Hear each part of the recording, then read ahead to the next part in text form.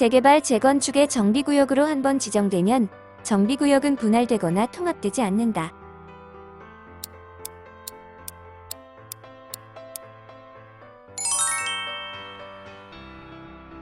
재개발, 재건축 사업에서 정비구역이 지정된 이후에도 정비구역은 변동, 해제될 수 있습니다.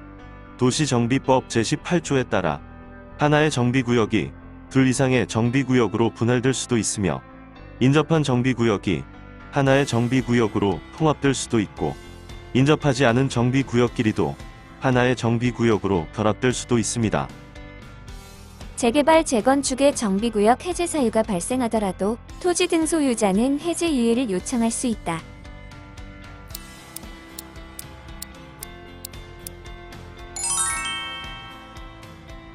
또한 재개발, 재건축 사업의 추진이 적합하지 않게 되는 사정 변경이 있는 경우는 정비구역의 해제도 가능합니다. 정비구역의 해제는 재개발, 재건축 사업이 사실상 좌초되는 것이므로 도시정비법은 정비구역을 해제하는 사유를 정하고 있습니다.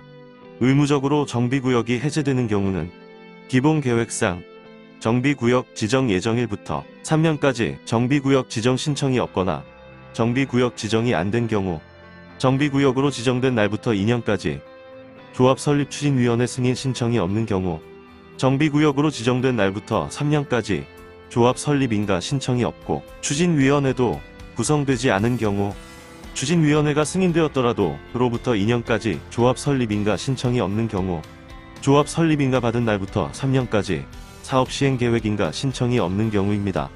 그리고 특별히 재개발 사업을 토지 등 소유자가 직접 시행하는 경우로서 정비구역으로 지정된 날부터 5년까지 사업 시행 계획 인가 신청이 없는 경우도 필수적 해제 사유에 해당합니다. 다만 이러한 해제 사유가 있는 경우라고 하더라도 토지 등 소유자의 30% 이상이 정비구역 지정의 연장을 요청하거나 특별히 정비구역 지정권자가 정비구역 연장이 필요하다고 예외적으로 인정한 경우는 정비구역 해제가 바로 이루어지지 않고 연장될 수 있습니다. 재개발, 재건축 사업의 진행이 어려운 경우 토지 등 소유자는 정비구역 해제를 요청할 수 있다.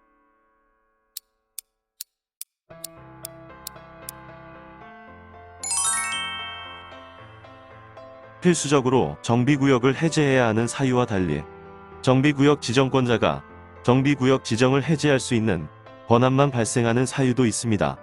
이는 사업 진행 상황에 의해 해제할 수 있는 경우와 토지 등 소유자의 요청에 의해 해제할 수 있는 경우로 나누어 볼 수 있습니다.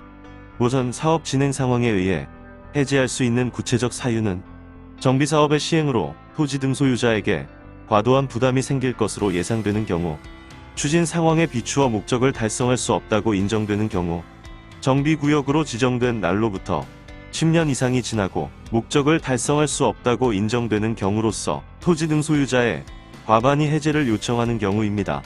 추진 상황에 비추어 목적을 달성할 수 없다고 인정되는 경우에 정비구역 지정권자는 직권으로 정비구역을 해제할 수도 있지만 토지 등 소유자는 10년 이상 경과한 경우에야 정비구역 지정권자에게 해제를 요청할 수 있다는 점에서 차이가 있습니다.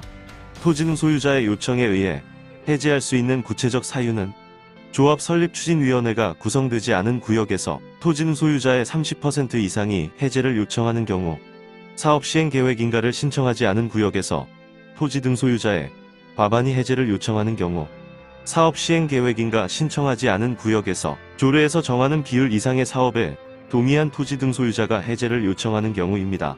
조례에서 정하는 비율 이상의 토지 등 소유자가 해제를 요청할 때에는 정비사업에 동의한 토지 등 소유자만 그 비율을 산정한다는 점에서 차이가 있습니다.